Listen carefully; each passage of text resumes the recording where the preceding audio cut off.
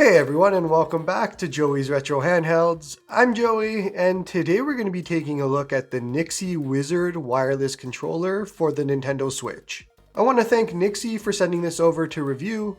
They have not seen this review ahead of time and have had no input into anything I say, but there is a link in the description to where you can purchase one if you want it at the end of the video.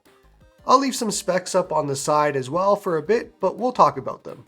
So as you can see, we have a GameCube style controller here with some added buttons and functionality. They split right off into Joy-Cons that you can attach to the Switch rails, and now you have an extra big Nintendo Switch.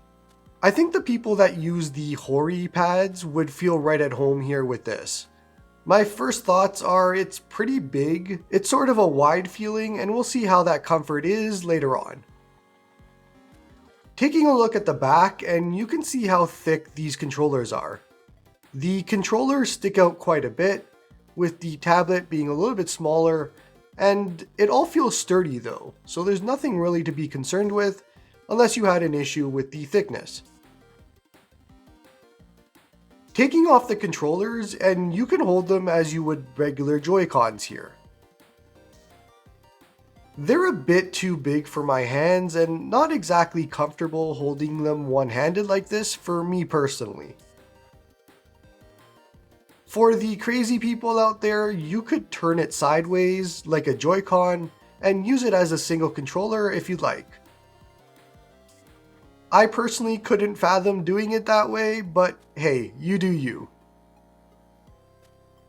Overall, before we get into everything else, these are just larger Joy-Cons, a GameCube controller split in half. Taking a quick look at what else is in the box, and we have the controller, of course, then a manual, as well as a USB-C cable to charge each individual controller if you're using it wirelessly. Lastly, we have the analog stick rings, which if you wanted to change from the hexagonal ones it comes with, you can just twist them off and replace them.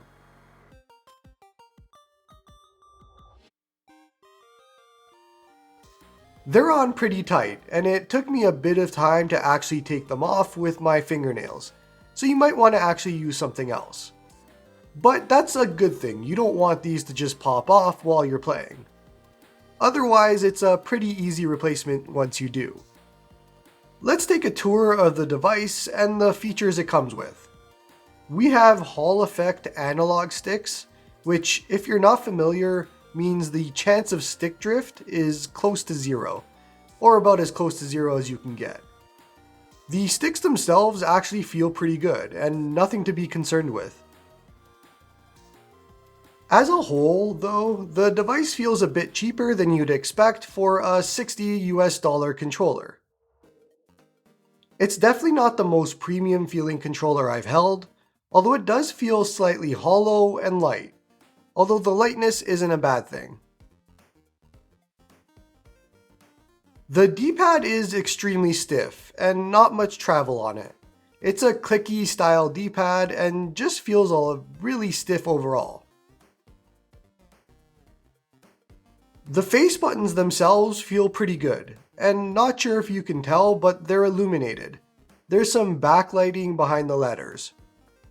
They're a bit slippery, but in gameplay they feel fine. Select and start, home and capture, and then you have two buttons for profiles. For profiles, you can save a button combination with them and then use the back buttons to activate, but we'll talk about that later. Then we have the turbo buttons at the bottom. On the top of the device, we have some extremely clicky buttons. The triggers are not analog like the original GameCube controller was, but with the Switch, I'm pretty sure they don't register as analog anyway, so I can see why they made this change. On the back, we have the release buttons for the rails, and we have two back buttons that map back to what you set your profile combination to. I'll show that a little bit later on. That's a quick tour of the device. I want to grab my GameCube controller and just compare it. Right off the bat, they're pretty similar in design, obviously. Size-wise, pretty close as well. The first thing you'll notice is obviously the extra L button, but also the analog triggers on the original GameCube controller, which the Nixie doesn't have. The D-pads are different as well, with the original feeling a lot better. Buttons mostly have the same clicky feel.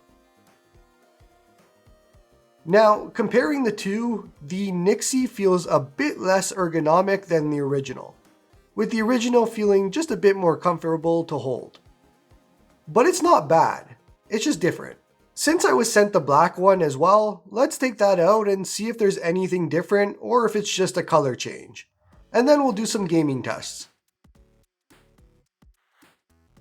Checking out the black version here, and no difference that I can tell, feels the same as the purple, so nothing really new here. Let's see how it looks connected to my actual Switch OLED.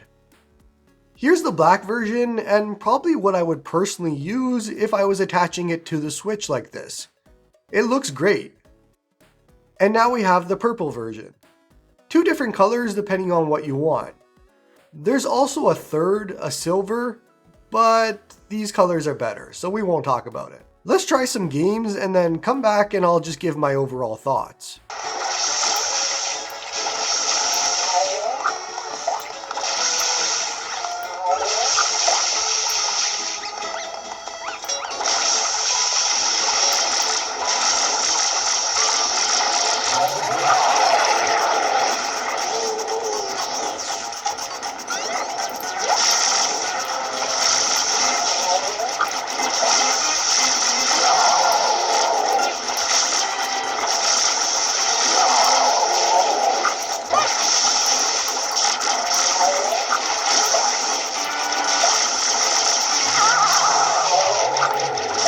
Did I mention this has rumble? Listen to that rumble. Princess, look! On the statue's head! It's really strong and kind of awesome. You can adjust the vibration to be lower if you want. The manual shares how to do so. Right now this is at 70%, which is default. So you have room to go higher or even lower.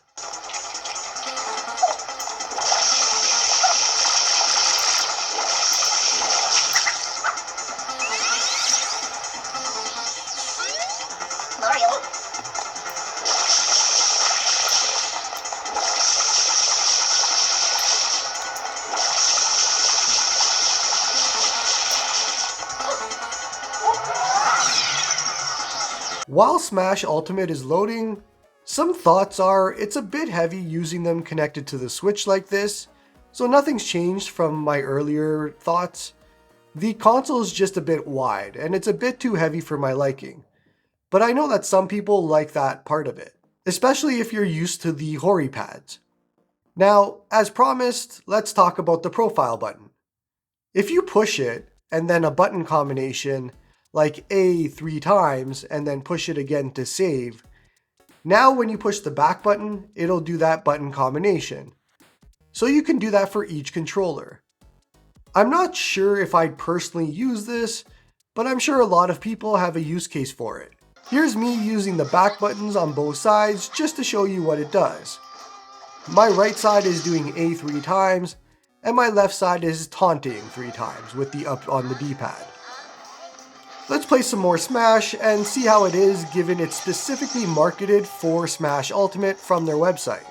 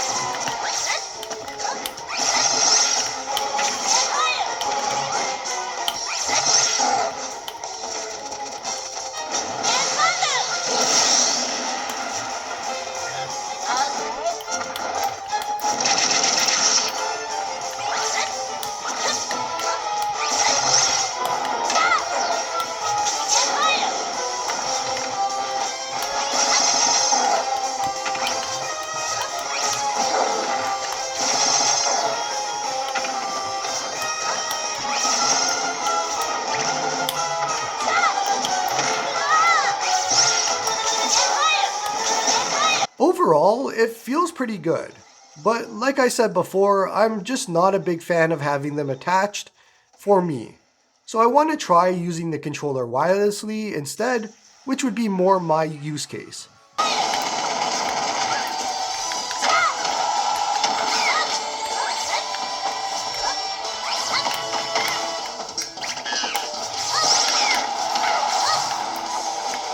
Alright, let's wrap up with some thoughts. I think connected, for me, with smaller hands is not the best. But wirelessly, it was definitely good. Smash felt great to play with this, and the controller itself feels good to use. I feel like if you're looking for something to play Smash with, then yeah, this is pretty good for that specifically. Again, it's not the most premium of devices, despite the premium cost, but I would use it for that purpose. Depends on how into that game you are.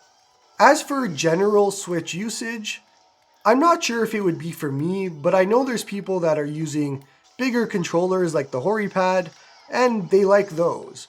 So if that's part of what you're looking for, this might be better for you. I just don't think it's a good experience with these attached to the handheld or in Joy-Con mode for me personally.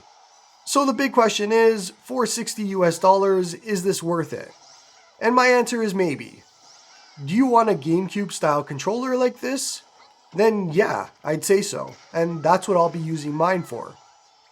But if you're looking for a general Switch controller, I don't think this would be for you. It's more of a niche device for a niche audience. But there isn't anything here that's really a deal breaker. The controller itself feels pretty good. And that's all I got for this one. Don't forget to like and sub to help the channel grow, and hope you all have a good one.